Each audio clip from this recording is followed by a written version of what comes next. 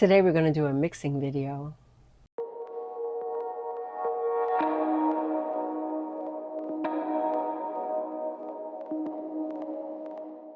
Welcome back, friends. So you all know that I like bright colors, but there is a time and a place for them. You know, not everybody wants to have these super bright colors that they can't live with them necessarily.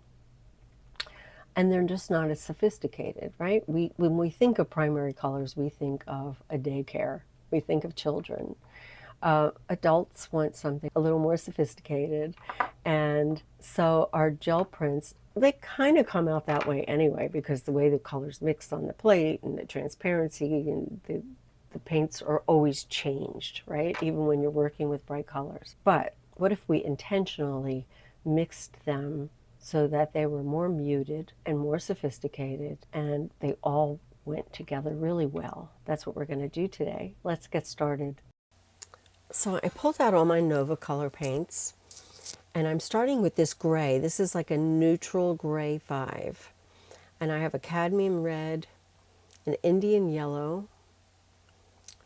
I have the blue-green. This particular bottle of blue-green is mixed with a little bit of white. And I also have a Payne's gray.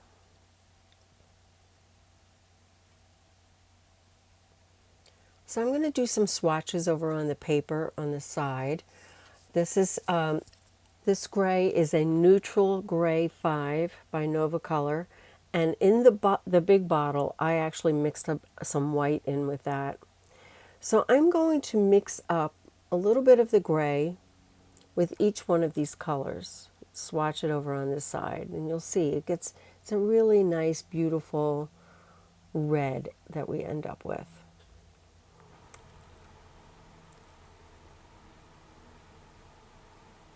And I'm not, being careful about measuring and deciding 50-50 or whatever, right? At this stage, I'm just trying to see, what does the gray do to this? How does it shift it?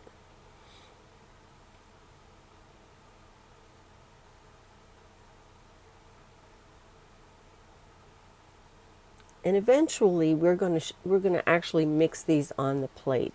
So in every single case, we're going to get a slightly different mixture.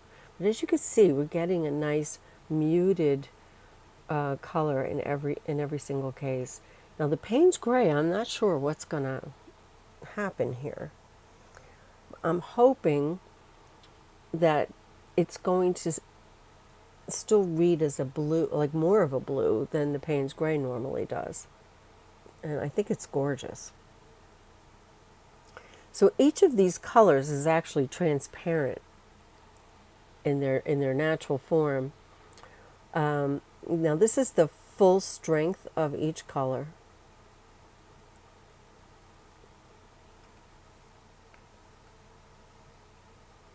Just for comparison.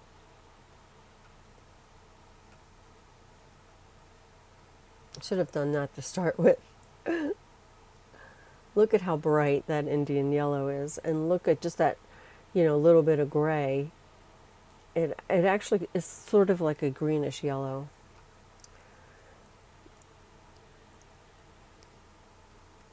So this is what we're just going to work with these 4 colors and the gray, and we're going to mix them on the plate. All right, so my plan is to make 2 prints, both the same, using the same stencils, one with just the paint, the 4 colors straight out of the bottle, my little bottles, and the second one we're going to mute them with the gray, and we're going to mix those colors right on the plate. I'm pulling out some stencils. I want to have some with small pattern, some with a medium pattern, and maybe like the big one on top there is the mask, because I'm going to go for like a negative with the blue at the end. So we're going to do multi-layers, maybe 3 layers, and we'll see how it goes.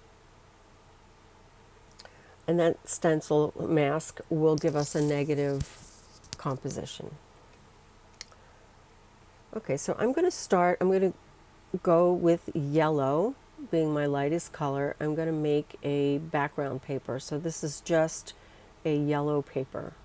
And I'm going to use my medical exam paper just because it picks up quickly, and we're not waiting, 2, 3, 4 minutes in between each layer. I want to move along. So we're not using a stencil here, nothing, just going for a nice yellow background. Our in-between layer, our second layer, we're going to use a stencil. And I'm going to use two colors on this layer. I'm going to put the blue-green on the left, the cad red on the right. I'm assuming this looks like it has a little bit of white in it. Not sure, but it looks to me like it might have a little bit of white in it. And of course now I'm dirtying up my nice blue-green, so I'm going to add a little bit more, make sure my brayer is a little cleaner. Get some of that red out of there.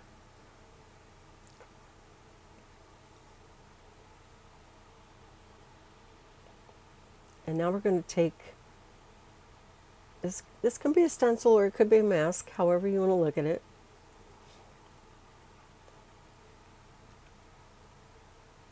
And I'm just going to pick up with some deli paper so that I'm left with the ghost, the outline, the actual stencil design will be left on the plate.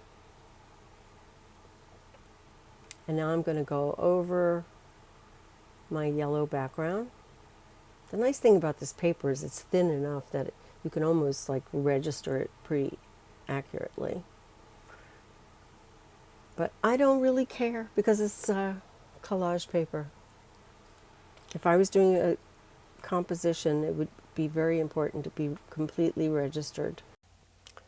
So it was freezing in my studio that day, and everything is drying really, really fast. Usually, they say in warm rooms it dries fast, but here in Florida, my experience is the opposite. If the room is really, really cold, the paint dries so fast. Well, it's also Nova Colors paint is a very fast drying paint. But anyway, I'm leaving what was left on the plate just because we'll pick it up with the Payne's Gray. And I put a very, very light coat of Payne's Gray, so I don't know. It'll probably be a bit grainy.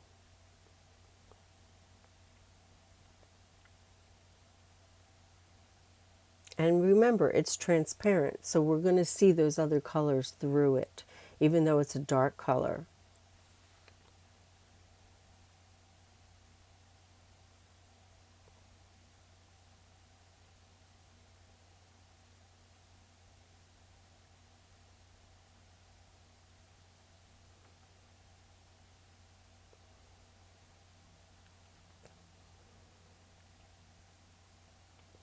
So see how you can see through the darkness, those other colors underneath, and how they've also shifted, like there's kind of greenish over the yellow. So that's straight out of the bottle. I'm going to try to pick this up with the deli.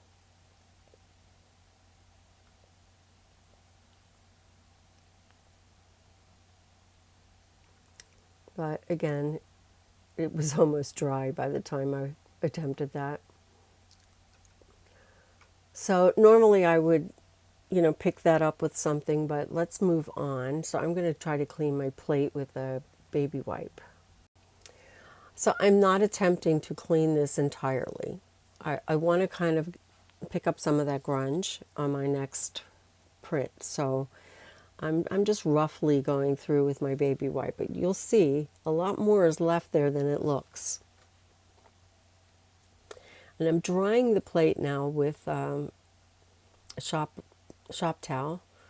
And that's because, the baby wipe kind of leaves a slick surface there, and my paint's not going to adhere very well. All right, so now we're going to do our mixing. So as you can see, I did about 2/3, 1/3, And now I'm going to swirl my brayer around, really get them mixed. I decide to add a little bit more of the gray.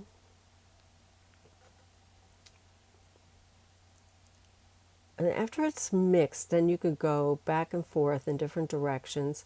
And notice I'm lifting my brayer every single time. I'm not going back and forth. It might be hard to tell, but I am not just going back and forth. Each time I go with the brayer, I'm lifting my brayer up. And we're doing the same thing. We're starting with the yellow background.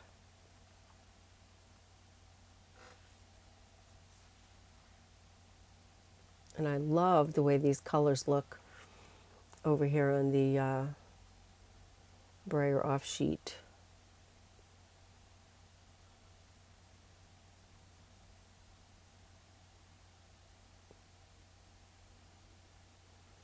So see how much of that paint that was still left? You could still see slightly of the outline of that mask, but that's okay because it's just going to be in the background. So we're going to do the same thing again with the 50-50.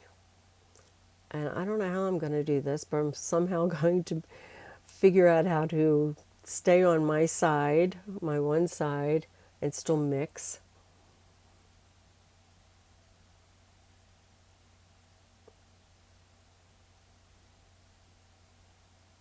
And I'm working fast because this, like I said, is a fast drying paint. I do have a little bit of retarder in there. And while I'm working on the blue side, the red side could already be drying a bit. So that's a little bit scary. And that is a beautiful, more gray than green, but it's a gorgeous green. Okay, so instead of going for the ghost this time, I got anxious and I went for it.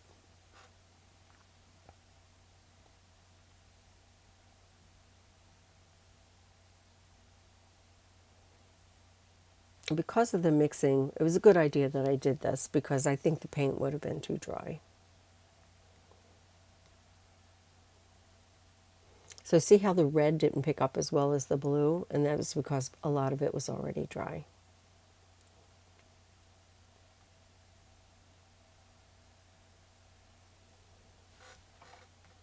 And I'm picking this up with some deli just to clean off the plate.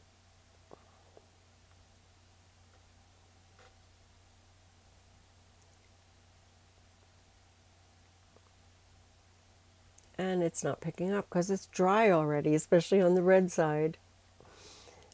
So I don't want to waste it though. So I'm going to put down some Indian yellow. I'm going to try to make that same yellow. And I'm going to use it as a pickup because it might make a nice collage paper. So with the introduction of gray on every single one of these colors, it sort of pulls and marries these colors together, and therefore they all look good together. And so this is really an exercise in just demonstrating how well these colors look with each other. And that is based on the fact that we introduced a fourth color into, and that color went in each one of these. Now it didn't have to be gray. I could have picked a touch of black, and I could have picked another kind of neutral that I could have mixed with each one of these to see what the difference would have been. So I think you should experiment, and you don't have to like mix special bottles. This is also a great way of learning and getting better at mixing your colors on the plate. I even like when I don't mix them very well. I think that's even more exciting. I usually try to go for a really sloppy mixture of two colors so that I get a little bit of their strengths as well as their mixture. And that makes for a more interesting print sometimes. So because these colors are now mixed with the gray, which is an opaque color, we are now getting 4 opaque colors. These were transparent. So in every case you could see through. But all four colors were now mixed with an opaque color. That opaque color also had some titanium white in there, which made it even more opaque probably. So let's see what happened. We're going to get a very different result. And it's not just because the color is now different. It's also an opaque paper. But I love it. It's like absolutely gorgeous color. So I waited for this to dry completely on the plate. And I am now going to make another kind of paper. Again, I'm still going to mix. So I'm going to pick this up or make another layer with this muted yellow. Might be slightly different than the other one. Like I said, I'm not measuring, I'm just generally going for about the same color.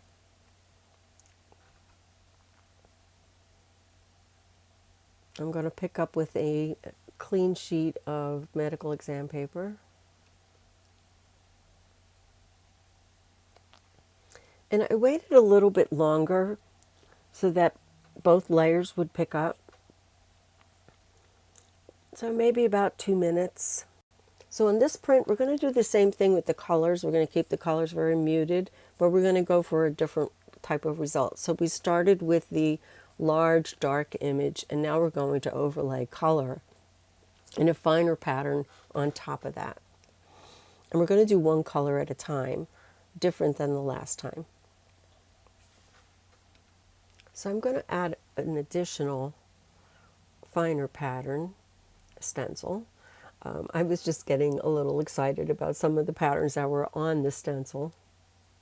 I always get inspired by my stencils and the paint that's on it, which is one of the reasons why I don't like to clean them. It does get to be a problem after a while, and eventually you do have to soak them and get them clean, or they just don't give you a clean result anymore. But I like to keep the paint on them. That's just me. So anyway, we're going to pick up the fine pattern.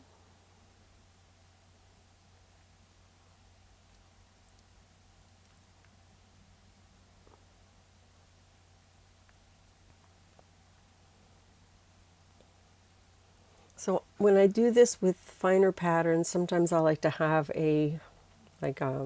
different size patterns. So like this one's these openings are pretty small. The stencil that's in the upper right hand corner is going to give us bigger marks. So that's fun already. I love that stencil because they kind of look like candies to me. They look like little candies. So I don't want to waste anything, so I'm going to pick this up with that same gray, that neutral gray, mixed with a little bit of white. So if you do buy the Nova color, this particular shade that I'm using, I only got because I added some white to it. Keep that in mind. Now, if you don't have a gray paint, you can always make it with 3 primary colors mixed together. Will give you a gray. I will link up in the corner and in the description a video where I created grays right on the plate, mixed them right, 3 colors right on the plate, so that I could get a gray on black pattern that I was using to paint, not paint, but collage on the side of a canvas that I was doing. So I'll see if I can find that video and put the link in. But you can just put down 3 colors and mix them right on the plate and get gray. But you can also mix that into a small bottle and then add it to your other colors to mute them a bit. I think I'm going to like this color a lot. I may mix up a bottle of it because this looks amazing to me. So I'm going to change this up a little bit and use my ellipse stencil because I just wanted more uniform. My paper got wet because it fell on top of a, what do you call it, a baby wipe. So I hope I didn't mess it up, but look at that. I love it.